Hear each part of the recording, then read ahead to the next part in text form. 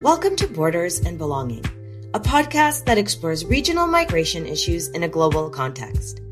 This series is produced by Cirque Migration in collaboration with Lead Podcasting. I'm Maggie Perzyna, a researcher with the Canada Excellence Research Chair in Migration and Integration Program at Toronto Metropolitan University. Today, we're discussing how countries are increasingly pursuing strategies to externalize their migration control. This refers to the practice of passing border control measures and responsibilities onto neighboring or transit countries.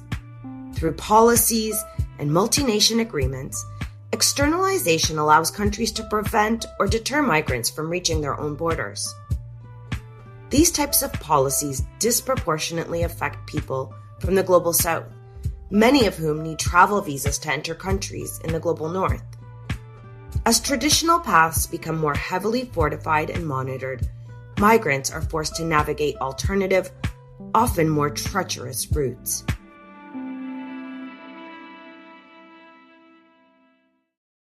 One example of this is the Darién National Park, also known as the Darién Gap. It has become a leading transit point for migrants in search of work and safety in North America, since authorities have cracked down on other routes by air and sea. In this episode, we explore how global migration policies push migrants from as far away as Africa and Southeast Asia to take this incredibly dangerous route connecting North and South America. In a moment, I'll be joined by two esteemed researchers to learn more about the externalization of migration control. But first, we'll hear from someone who knows firsthand what it's like to cross the Darién Gap. There are many things that Robert wishes he could block from his memory of the Darién Gap. The hordes of families hungry and afraid, the scorpions, jaguars, and snakes seemingly ready to attack at any moment. The rushing rivers could sweep you away at any second. More than anything, though, Robert wishes he could forget the death that he saw all around him. There were a lot of smells. Many dead people. We saw people who had died in tents, with their arms around each other. It was just horrendous. Robert never imagined he'd cross one of the most dangerous terrains on Earth. Raised in the small town of Bubaré, on the shores of Lake Maracaibo, the father of three had always worked hard to provide for his family. But in the past few years, Venezuela's economic situation became so dire that he could no longer make ends meet. Do you know how much the minimum wage is in Venezuela?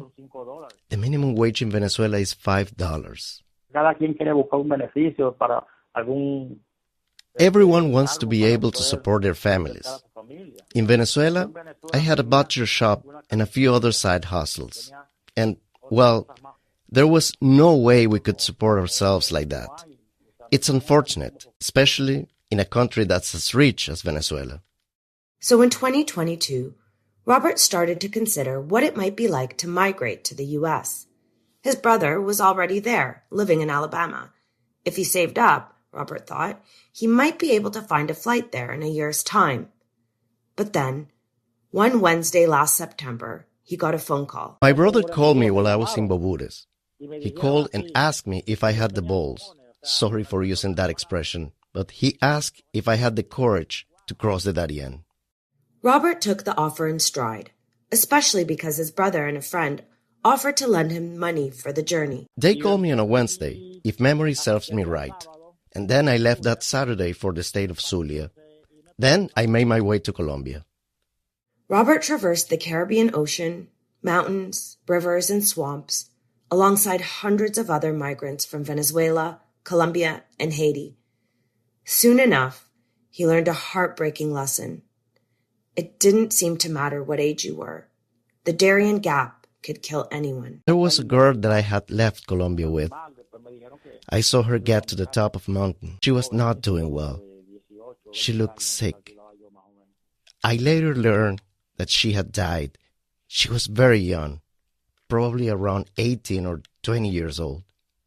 So Robert focused his attention on the only thing he hoped would get him through the jungle, his children. I saw a lot of things that shook me up, but I tried to block them out.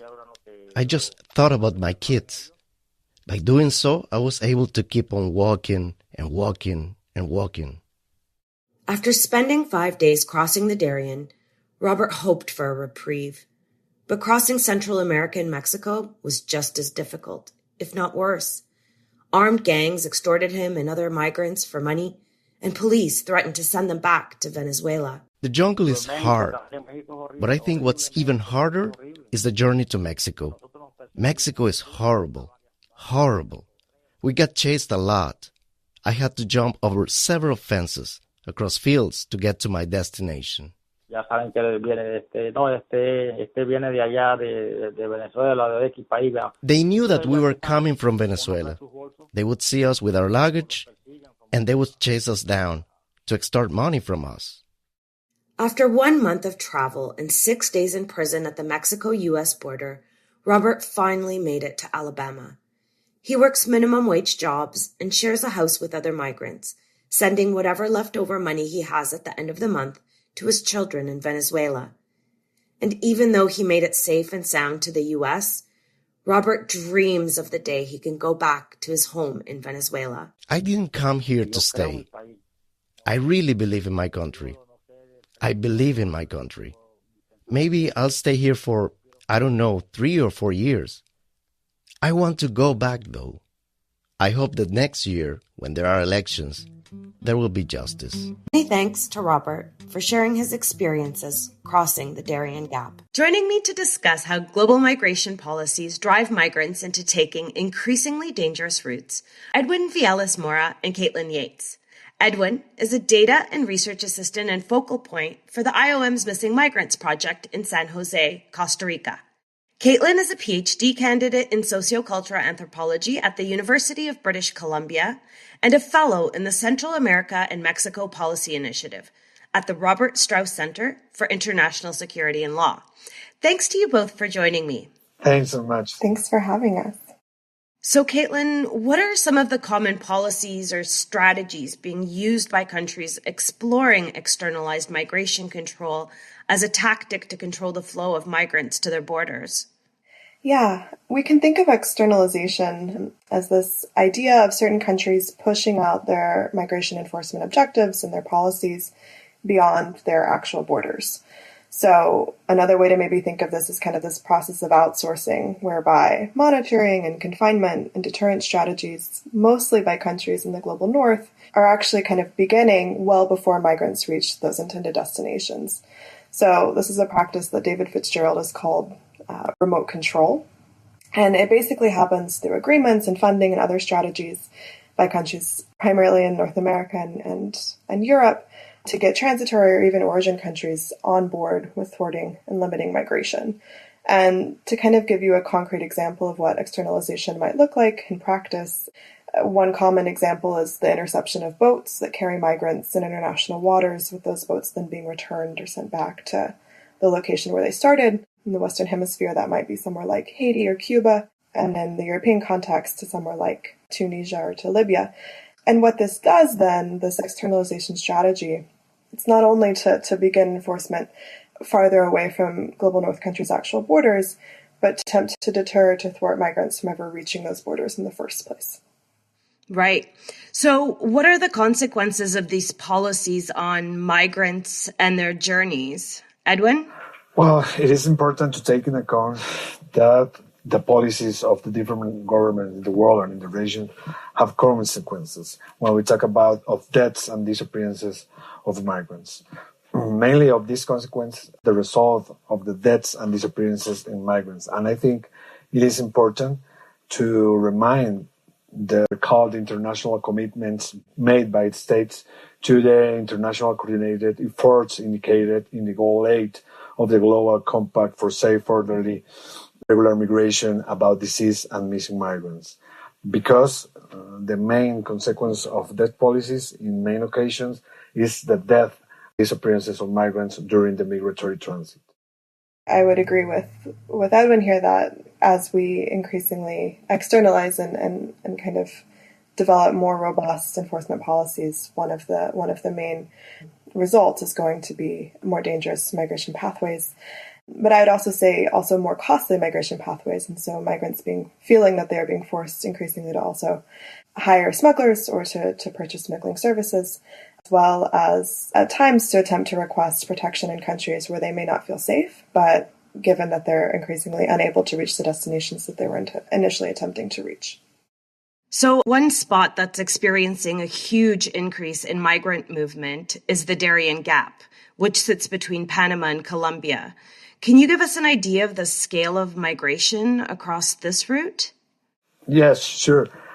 I think when we talk about the data, the segregation of the deaths and disappearances of migrants, it is important to put that in perspective with other data in the region. The year 2022 represents a tragic record of lost life of migrants in the Americas, with 1,432 deaths and disappearances of migrants recorded by the Missing Migrants Project, which correspond to 241 females, 672 males, 92 minors, and 426 of undetermined sex.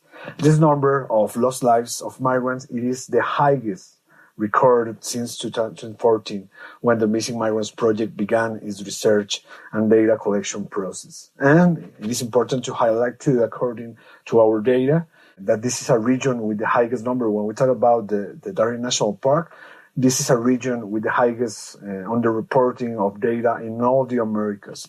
Therefore, this data represent minimum, and the actual number of migrant death and missing, it is much higher than presented. For example, from January 2018, from today, in the Darién National Park, we have been recorded 258 deaths and disappearances of migrants, corresponding to 36 women, 36 men, 41 minors, 145 unidentified migrants. I think that high numbers of deaths and disappearances in that region, we have to call our attention to make better and greatest efforts to attack and to engage that situation in that region of the Americas. Yeah, I mean, I think to fully understand what's happening now, we also have to go back in time a little bit and understand that this isn't a route that emerged out of nowhere. This is a pathway that has existed for decades. So the Darién Gap, which just is basically this border region between Panama and Colombia, is important because it also happens to be the border demarcation between South and Central America.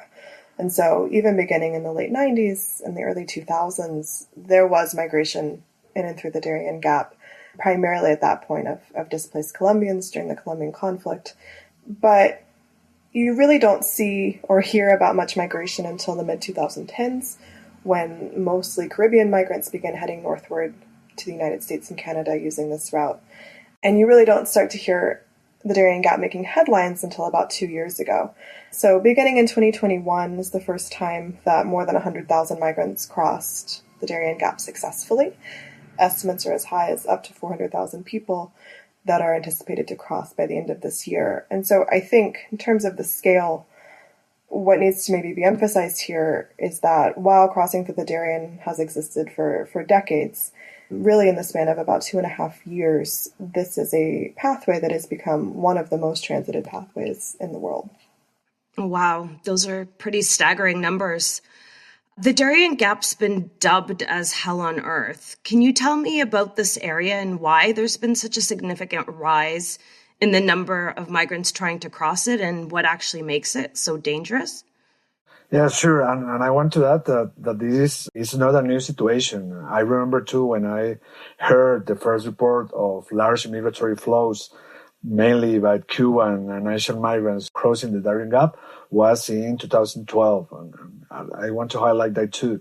It's not a new situation.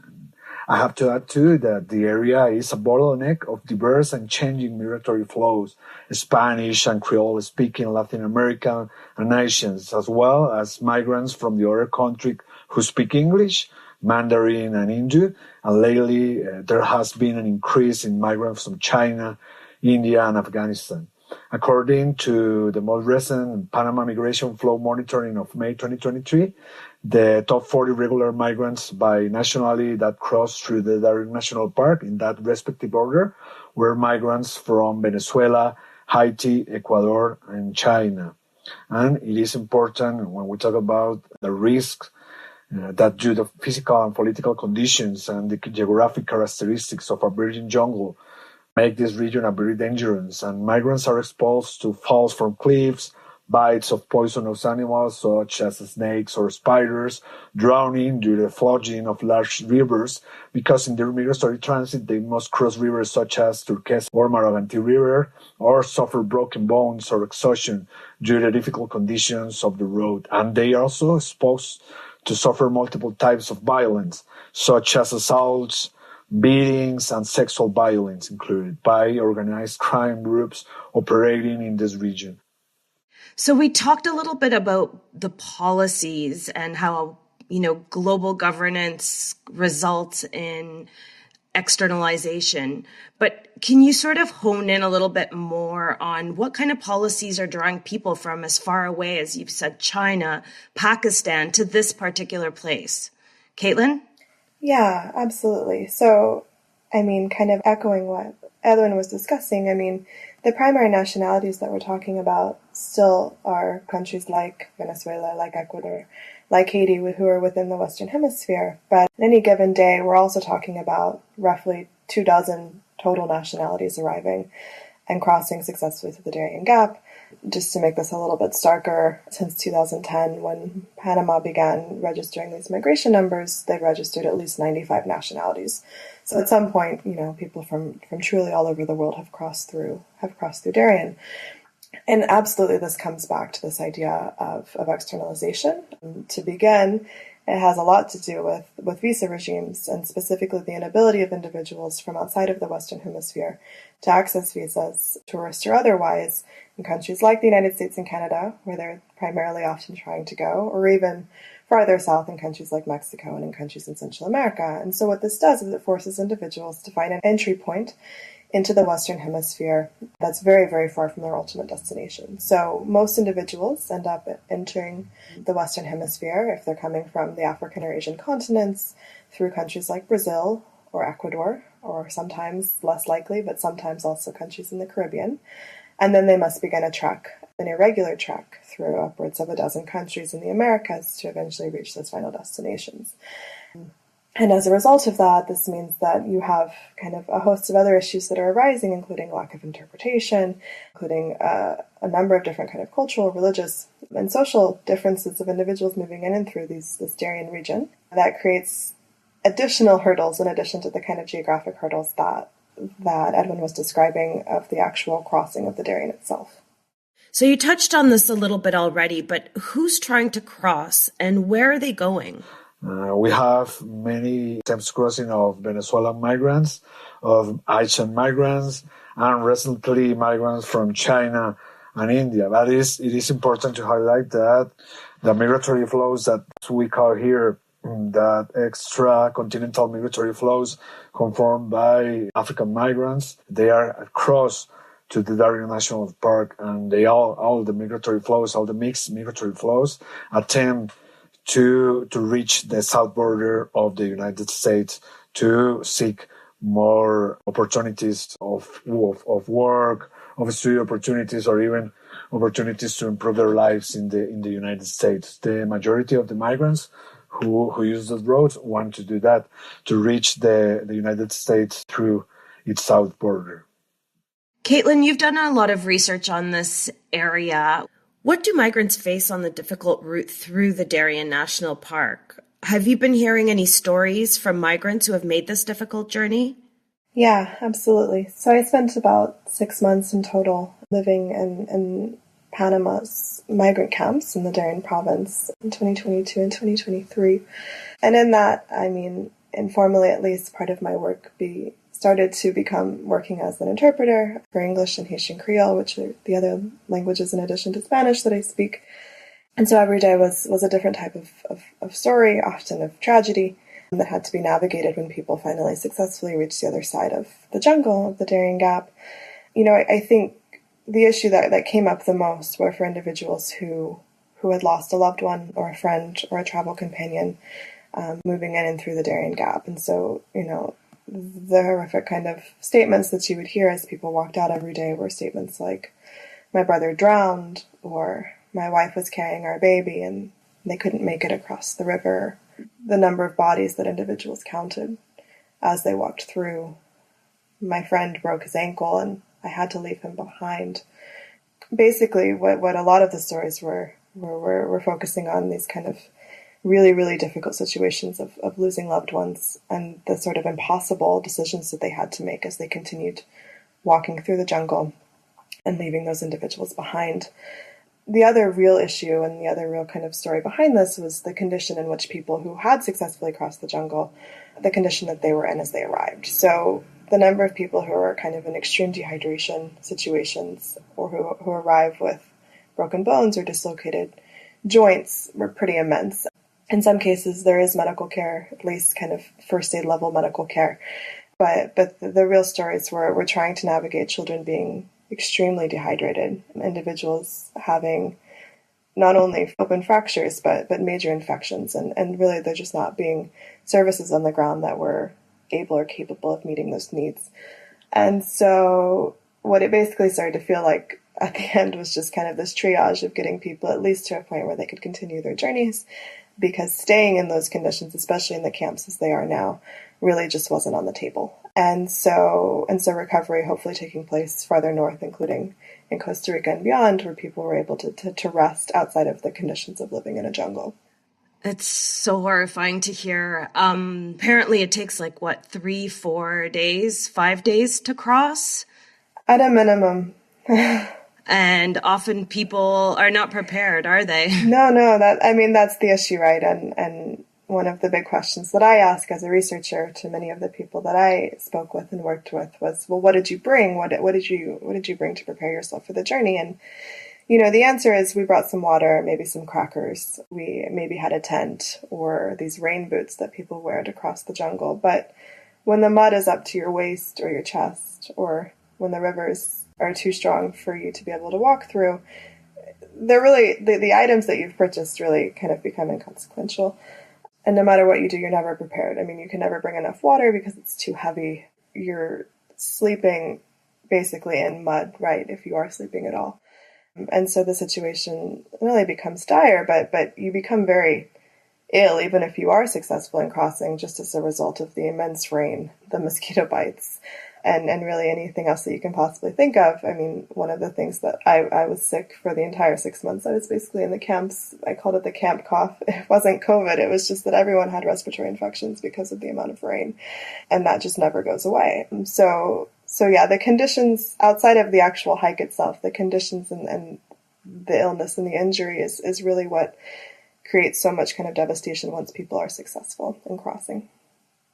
Edwin, you also hear a lot of stories. Is there anything that really has stood out for you? Yes, and I want to add that Caitlyn makes an excellent summary, like a snapshot of the situation is happening right now in the Darién National Park. And I want to that due of the many of these situations, the accidents, the bites of poisonous animals, the violence.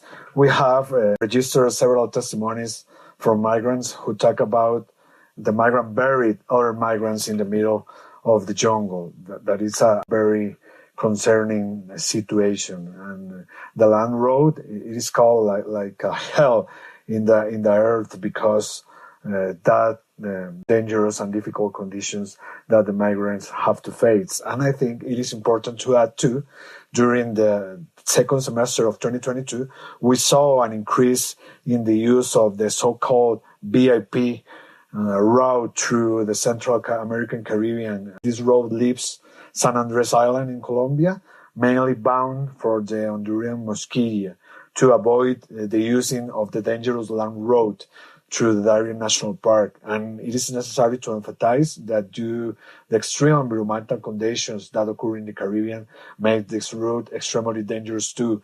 We have already registered at least 3 invisible shipwrecks of boats with migrants, particularly with Venezuelan migrants on this road. An invisible shipwreck, it is an incident of which neither military nor civilian authorities nor the media have knowledge that is happening. And I want to highlight too the difficult conditions that the migrants face, particularly when they cross big rivers. We register many cases of death by drowning because of this situation. So the United States announced a partnership with Panama and Colombia for a 60-day campaign to shut down the Darién Gap. Is this even something that's achievable, or is it just good press for the U.S. government to kind of make it look like they're trying to solve the problem? Caitlyn? Yeah, thanks for that question. Frankly, I have a lot of thoughts about this agreement, but I think it is important to maybe, again, here step back a little and contextualize that there have been ongoing talks for years at this point between the United States and Panama and Colombia. But in April of 2023, after these rounds of discussion, these three countries did publicize a trilateral statement that laid out, as they described, three, quote, ambitious goals to basically be undertaken during a 60-day period. So the first of these was to supposedly end the movement of people through the Darién itself. The second was to open more legal pathways for migrants. And the third was to increase services for residents, so for locals on both sides of the border. So we've now passed that 60-day mark if we were starting from the moment of the press release. And since then, what has really happened is quite limited. The first thing that's happened is that the United States has announced migration processing centers to be created in Colombia for Haitians and Venezuelans. The other thing that has happened is that Panama has begun what they're calling Operation Shield. It is an operation that is ongoing in the Darién Gap with security forces from all of Panama's security agencies that is working to crack down on migrant smuggling groups and bandits that are operating in the Darién. So those are the kind of concrete steps that we've seen since this announcement was publicized back in April. But other than that, the situation in Darién continues to kind of be business as usual. So migrants continue arriving. There are still reports of robberies, migrant deaths. And in terms of the increase in services for communities living in the Darién, there has not really been any materialization of that commitment either. So I say all of this because I think, given the really limited presence of officials that are actually on the borderline between Colombia and Panama of either Colombian or Panamanian forces, this statement was never really quite realistic in its objectives. First, the statement came out of diplomatic negotiations, not without including operational officials on the ground. Second, I think we have to keep coming back to the geography itself of the Darién and the fact that this is logistically a really, really difficult place to operate given the lack of roads or lack of official airports and things like that. And then third, Colombia and Panama don't really seem to have a really strong incentive to stop migration through the Darién because this would require that either of these countries then permanently host the migrants who are moving through these spaces, which is the opposite of what both countries have stated publicly that they want. So I do think that this was in some ways very good press. It at least showed a commitment to the ongoing discussions between the three countries, and that the United States continues to pressure Colombia and Panama to do more to stop migration through Darién. But as it stands now, very, very little has actually been done materially to limit migration through this region. I just want to add that as we pointed out many times too, more regular migration channels should be open to prevent death and disappearances. If we open more regular pathways, when we talk about migrants in the Darién National Park, we have to take into account that we are saving lives. It is being probably demonstrated by the studies by the IOM and other investigations that if we have regular channels, the migrants don't use the irregular channels, don't use the irregular roads. But we have to keep in mind always that we talk about human beings who risk their lives for seek a better life. We don't have to keep in mind always that. With that in mind, what steps do you think could be taken to ensure safer migration routes and protect the rights of migrants? I mean, look, in an ideal world, migrants wouldn't have to cross through a jungle to find safety. If they must cross from Colombia into Panama for whatever reason that may be, in an ideal world, we would be talking about travel via ferry or on small planes, which is the pathway that tourists take to cross this region, but which is not currently available to migrants and refugees. I say all of that realistically knowing that that's not an option on the table, especially with this continued pressure by the United States to stop all migration from South America into Central America. So from a policy perspective, if we were going to make this route at least slightly safer, I think there are three things that could be done pretty quickly and even inexpensively. The first is to have better information available in a multitude of languages for migrants who are on the Colombian side of the border before they cross. This information would be things like, don't drink stagnant water in the jungle, it will make you sick, or don't put your camp next to the river, this will make you more likely to drown if there's flash floods. It's a really small thing, but I think it would actually really matter in terms of saving lives. The second is to have interpreters in the camp. So, as I mentioned, I was living in the camps for several months, and outside of a few individuals who worked for Doctors Without Borders, I was the only English speaker and the only Haitian Creole speaker. There was not a single official on the Panamanian side who spoke any language other than Spanish. And this really limits people's ability to access information or report a missing loved one or advocate for themselves if they need to receive medical care. So language becomes deeply important and also a relatively solvable problem given the number of English speakers, at the very least, who live in Panama. And then finally, medical care. So deeper within the jungle, beyond the actual camps and the outskirts of the jungle, migrants are received through what Panama calls reception communities. At times there are doctors, but they very, very rarely have access to supplies, including clean drinking water. Just having an ability to have electrolytes or clean drinking water or alcohol in hand to disinfect infections that people have sustained during their journeys would really, really help people be able to continue their journeys. And that's just not something that's currently available at this time. So if I was to say three small things that hopefully aren't too expensive and that would have a really, really big impact on individuals' ability to successfully cross, that's probably where I would start. I think that beside of the three steps proposed by Caitlyn, it is important to fight against the myth in that region, particularly fight against two myths. Many of the groups of smuggling of migrants or criminal groups have the idea that the road is safe and walkable, and we can walk. That walk can be done in 3 days, which is absolutely false. You need minimum 1 week to cross through the Darién National Park. And the other very, very, very important thing for us and for IOM too is about their attitude from the government, particularly from the government. If we have a receptive and open attitude to get help from international cooperation, and this should be recognized, that situation exists, that migrants die crossing the jungles of the Darién National Park every day, and this is under any circumstances should be seen as normal. You can normalize and you see a migrant die during a migratory transit is normal. We have to talk about it. For us, it is one of the first steps. And we've been, since March, we have been performed the sessions of the Network of the Americas of the missing migrants as a force to talk about, to put in the political and in the media eye that topic. It is, for us, it is two key things. And another important thing, as Caitlyn mentioned in several occasions, it is provide to medical services, provide with water, provide with translators in our language different from Spanish. We think that we have to engage with that point as soon as possible because, as said previously, we talk about human beings dying, migrants dying, and families who don't know that happened to the loved ones. Thank you both so much for sharing your stories and your knowledge.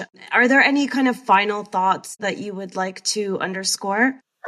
Yes, I think it is very, very important to highlight too that the disappearance of a person in the context of migration has multiple profoundly negative impacts on their families and generates economic, psychological, legal, and administrative needs.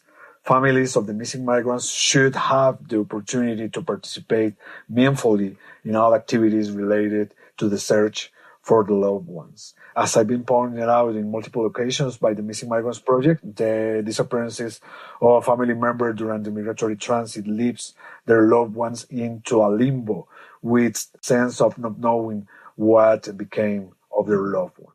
I would just add one more thing. I mean, I think when we talk about enforcement and externalization, we think about the United States and the U.S.'s role in kind of prompting migrants to take these long journeys as it is. But I also just want to highlight Canada's role, at least maybe not so directly in the enforcement side, but in the ultimate destination side. So for the individuals that I got to know, especially individuals from French-speaking countries, in West Africa, for example, about a third of the total people that I stayed in contact with actually ended up in Canada rather than the United States. And so I do think that it's important to note both the kind of diversity and ultimate destinations, but also how this does extend beyond the relationship between Panama, Colombia, and the United States when we're talking about migration through this very, very narrow, but small part of the world.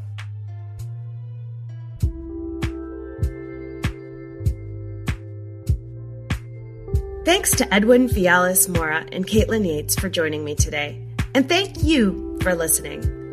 This is a Cirque Migration podcast produced in collaboration with Lead Podcasting. I just wanted to acknowledge that today's episode was only possible due to the efforts of our amazing team. They went above and beyond by volunteering their time to bring the story to our listeners. Thank you to Bertie Alinto for providing the English translation, to Cara Rolando for all her work on the Spanish side, and to Angela Glover for putting it all together. If you enjoyed the episode, subscribe to Borders and Belonging on Apple, Spotify, or wherever you get your podcasts. For more information on the externalization of migration control and the Darién Gap, please visit the show notes. I'm Maggie Perzyna. Thanks for listening.